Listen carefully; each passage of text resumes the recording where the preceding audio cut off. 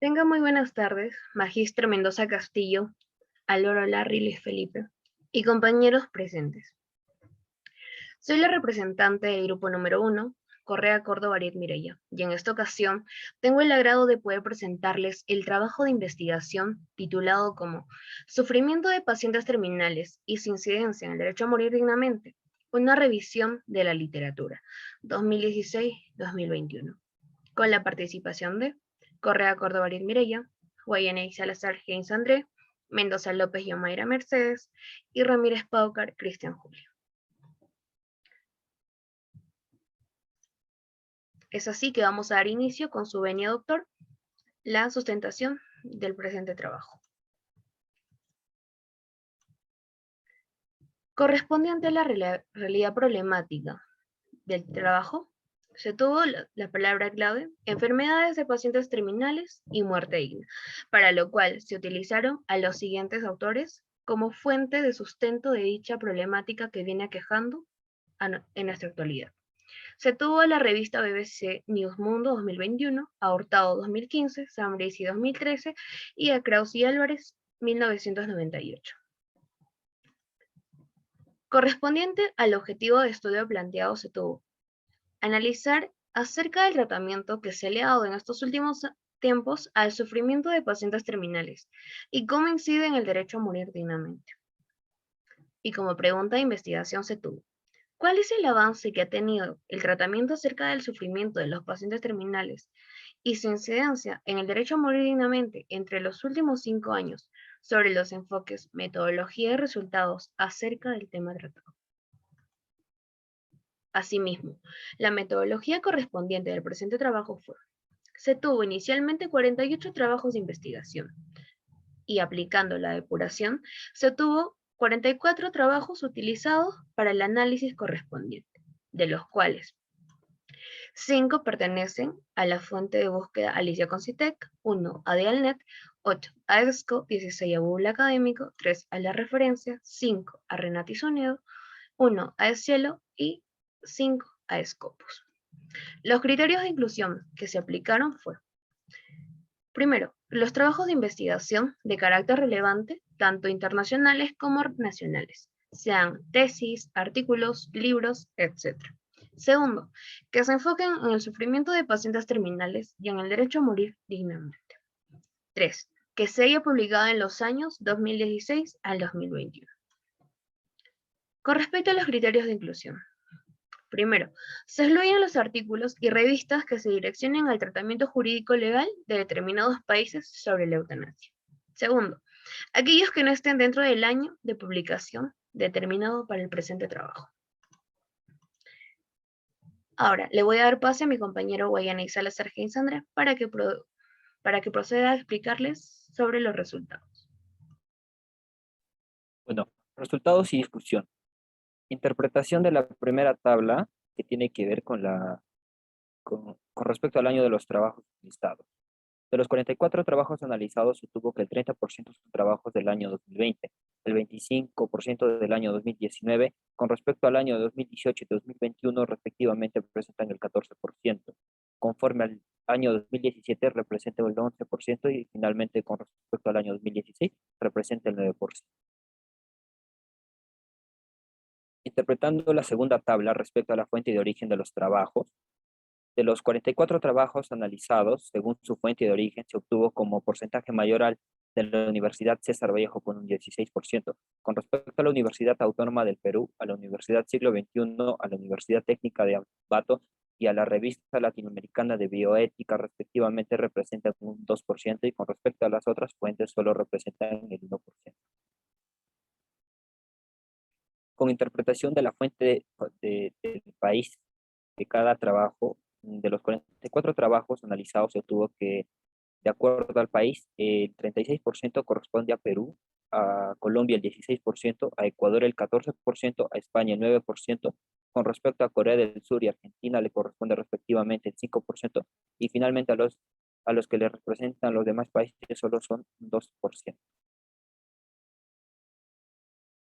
Eh, de los 44 trabajos analizados, se determinó que el mayor porcentaje de trabajos son del diseño metodológico cualitativo con un 39%, de revisión de la literatura con un 27%, de revisión sistemática con un 3%, no experimental y deductivo ambos con un 2% y finalmente el resto con un 1%.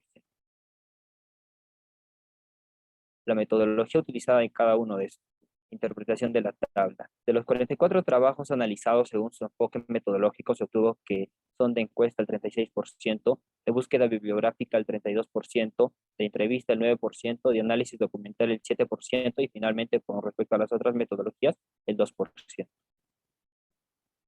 La fuente, según la tabla de fuente de búsqueda. De los 44 trabajos analizados, se obtuvo que, de acuerdo a la fuente de búsqueda, provienen de Google Académico el 36%, de EBSCO el 18%, de Alicia Concitec, Renati, Sunedo y Scopus el 11% respectivamente, de la referencia el 7% y con respecto a las otras fuentes de búsqueda solo un 2%. Interpretación de la última tabla. De los 44 trabajos analizados según el tipo de trabajo que se obtuvo, que son de tesis el 59%, artículos de investigación el 23%, artículos de reflexión el 11% y finalmente son artículos científicos el 7%.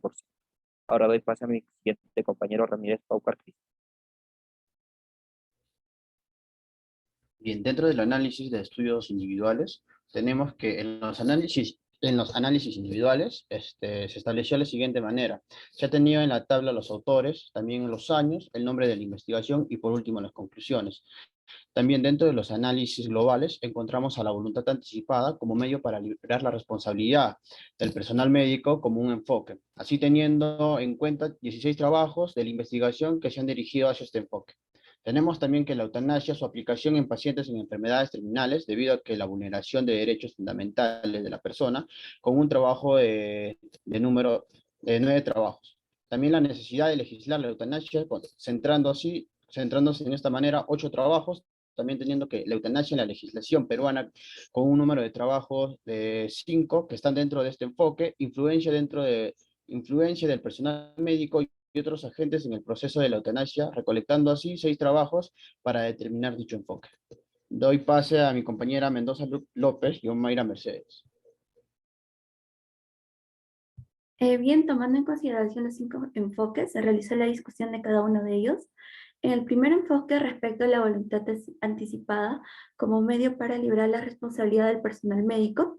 según este enfoque establecido, se pretende principalmente añadir a la voluntad anticipada como un medio de decisión propia del futuro enfermo terminal, añadiendo a ello también que la previa autorización y manifestación de voluntad de dicha persona será un estado de lucidez total, por lo que no se podría afirmar que dicha voluntad fue en contra de su voluntad del paciente,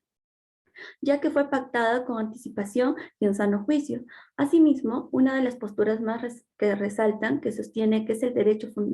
fundamental a morir con dignidad, se debe desarrollar jurisprudencialmente y sobre todo teniendo como punto de partida y sustento principios de derechos fundamentales. En el segundo enfoque, que es la eutanasia, su aplicación en pacientes con enfermedades terminales, debido a la vulneración de derechos fundamentales de la persona, conforme a dicho enfoque se puede deducir que se pretende plasmar una figura positiva para la aplicación de la eutanasia, pero solo en casos muy particulares. Con ello nos referimos a aquellas enfermedades que sean terminales o de carácter irreversible. Asimismo,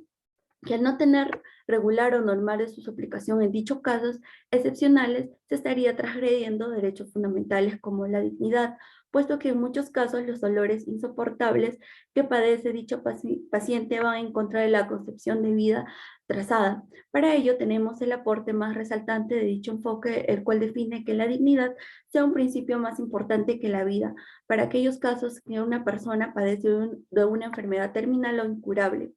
que le genera grandes sufrimientos incompatibles con su concepción de vida digna. Asimismo, tenemos el tercer enfoque, que es la necesidad de legislar la eutanasia. Principalmente, este enfoque se pretende direccionar a que con la falta de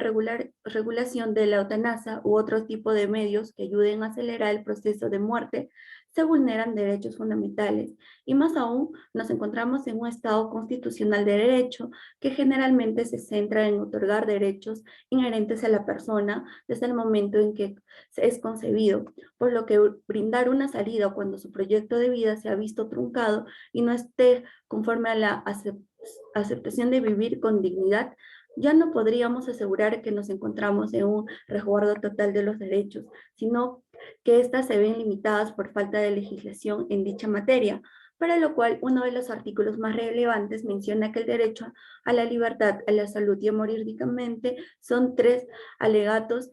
que avalan la regulación de la eutanasia. Bien. Como cuarto, tenemos la eutanasia en la legislación peruana.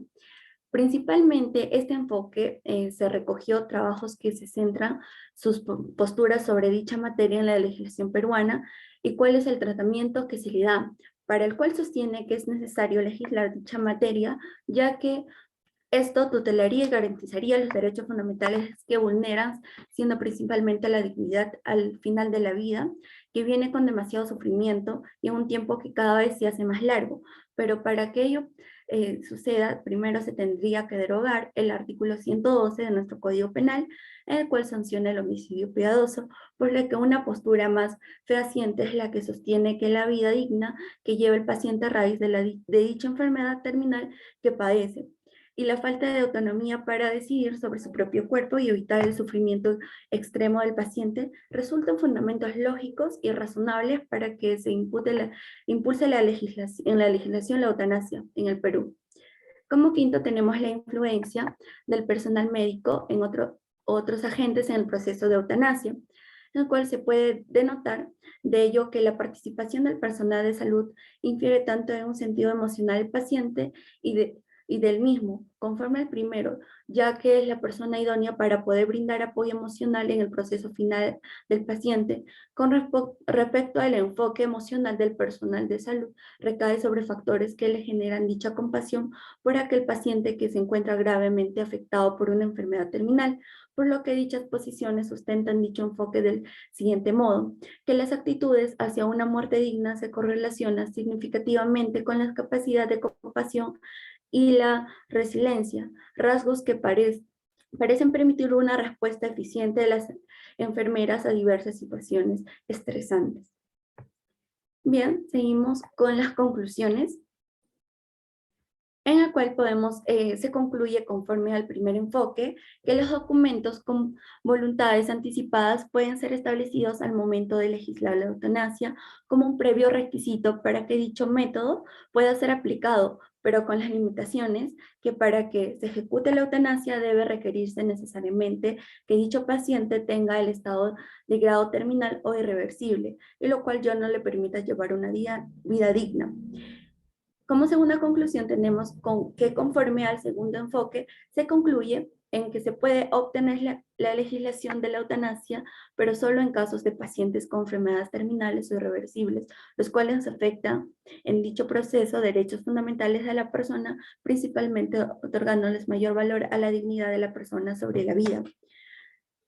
Respecto al tercer enfoque planteado, se concluye que es necesario legislar en materia de la eutanasia, ya que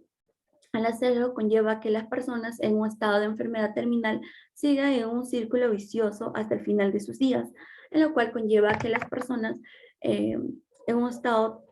transgredan derechos fundamentales, por lo que también estaría yendo en contra de los principios de un estado de derecho.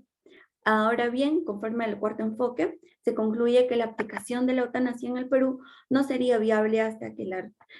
se derogue el artículo 112 del Código Penal, puesto que dicho artículo castiga a aquel que incurre en dicho acto, pero sí se puede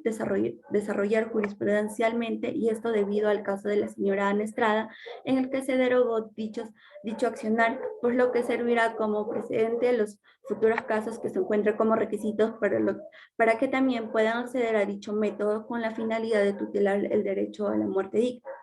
Finalmente, conforme al quinto enfoque, se concluye afirmando que los profesionales de la salud respecto a dichos pacientes tienden a sentirse conmocionados por las situaciones que atraviesan los pacientes a los cuales ellos les brindan atención médica, por lo que se demuestra también la aceptación por dicho grupo de profesionales la aplicación de la eutanasia, y en casos particulares en los cuales los sufrimientos ya no sea señal de vida digna y mucho menos de una muerte digna, libre de dolores insoportables. Bien, le doy pase a mi compañera Aret Mireya Córdoba. Bien, hemos llegado a la parte final de la sustentación de este trabajo de investigación, para lo cual, basados en las recomendaciones, hemos tocado como primer punto que se recomienda a los futuros investigadores que para un mejor estudio de dicha materia puedan centrarse en el análisis exhaustivo de los derechos fundamentales de la persona, los cuales son interpretados por las distintas legislaciones de forma genérica, más no todo lo que se encuentra marcado dentro de un solo derecho en particular. Segundo, se recomienda que para la recopilación de datos se utilice en su mayoría artículos científicos, los cuales tienen un enfoque más general y no necesariamente se centran en seguir un solo objetivo y resultado. Y por último, que para la recopilación de datos se recomienda utilizar fuentes de búsqueda que puedan ser de acceso libre, así como también les puedan proporcionar el material completo de dicho trabajo, para que así se pueda realizar una revisión minuciosa y poder rescatar los puntos más importantes y necesarios. Muchas gracias.